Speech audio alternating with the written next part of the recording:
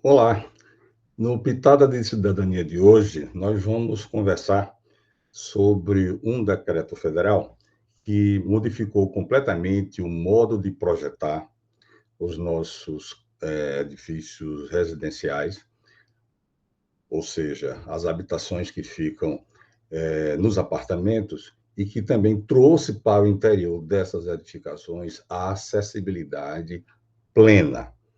Eu falo do decreto 9451 de 2018, que a gente vai conhecer agora, uma parte dele apenas, porque como ele tem muitos detalhes, eu resolvi que a gente vai fazer essa apresentação em 3 capítulos, ou seja, em 3 semanas. Então, para isso, a gente vai tratar aqui desse decreto através dessa cartilha, desse guia de acessibilidade que foi desenvolvido por algumas entidades que vocês vão conhecer agora.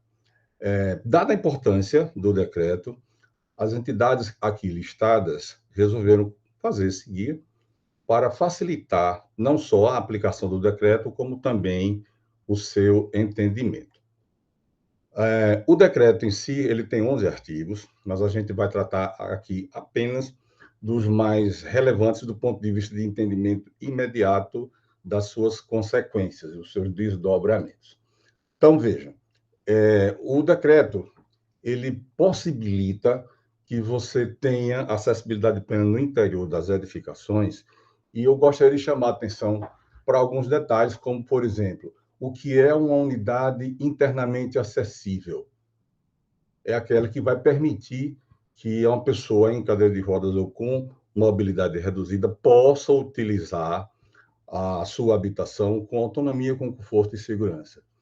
Essa unidade adaptável, que é outro conceito interessante, ela prevê, por exemplo, que as tecnologias assistivas sejam utilizadas para propiciar o uso adequado da edificação por pessoas com tipos de deficiência, como deficiência visual, nanismo e deficiência auditiva também.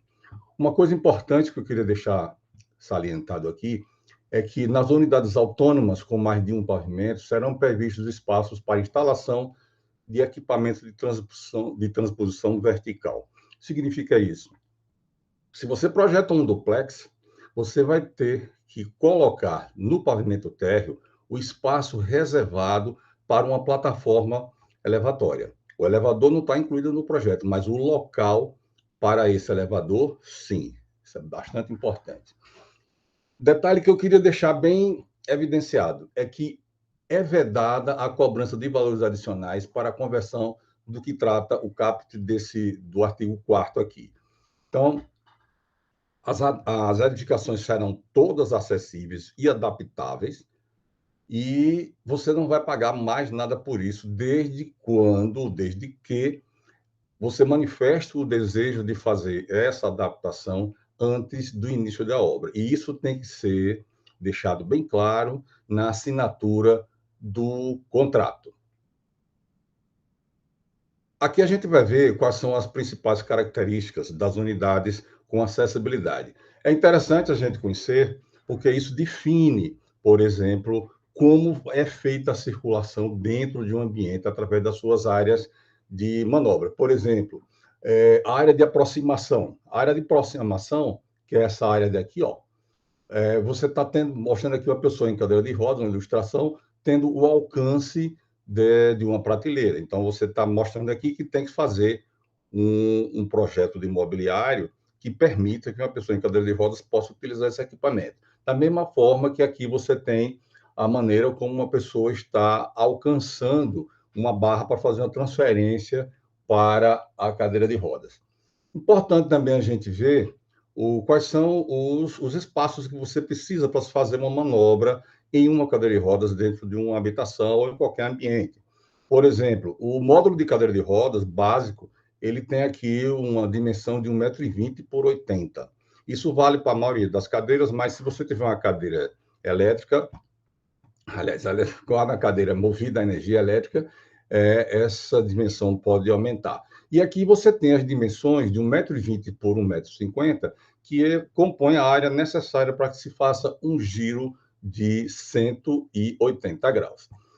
Importante também, muito importante, é que, a partir desse decreto, que está em vigor desde janeiro de 2020, você vai poder escolher as dimensões da sua janela, de modo a permitir que o acesso visual para o lado exterior seja pleno, com um cone visual que vai ter 60 graus. Isso aqui é garantido por parâmetros antropométricos. Aqui também a gente vê a área de alcance de comandos, que está limitada aqui ao 1,20 m no máximo. Claro, se a pessoa aí tiver condições de erguer o braço, porque tem pessoas que não podem fazer isso.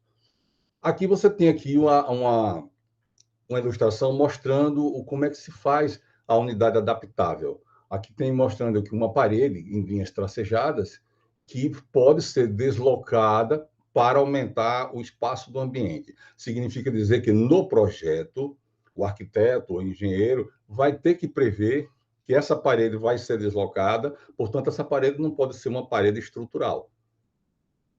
Isso é muito importante.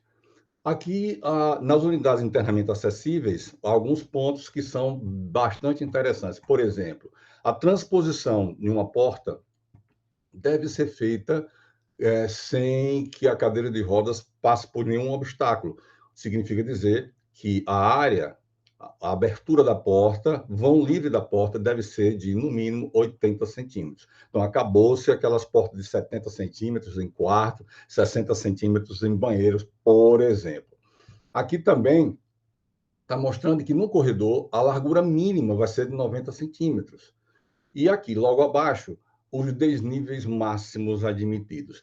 A transferência de nível, por exemplo, de uma sala para um terraço, ela só pode ter no máximo 0,5 centímetro. A partir daí, ela é tratada como uma pequena rampa que deve ter uma proporção de inclinação de 2:1.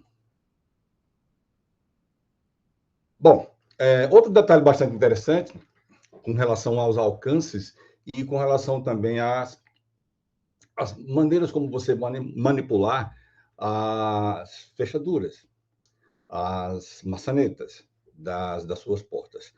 Não é mais permitido que se coloque aquela fechadura, aquela maçaneta de bola, porque aquilo dificulta o manuseio por pessoas que tenham problemas de movimento de rotação. Então, é obrigatório que todas as maçanetas sejam desse tipo aqui, tipo de alavanca, que permite, inclusive, que pessoas que tenham a mão amputada possam utilizar um cotovelo para poder abrir o antebraço, por exemplo. Isso facilita bastante.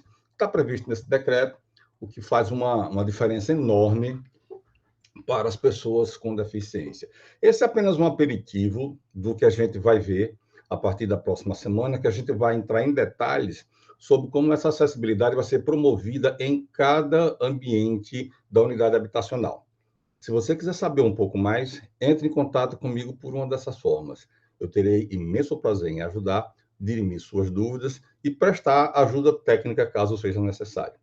Eu sou o professor Lívio Silva, da Universidade Federal de Campina Grande, e leciono a disciplina de desenho técnico e arquitetônico. A gente se vê na próxima semana.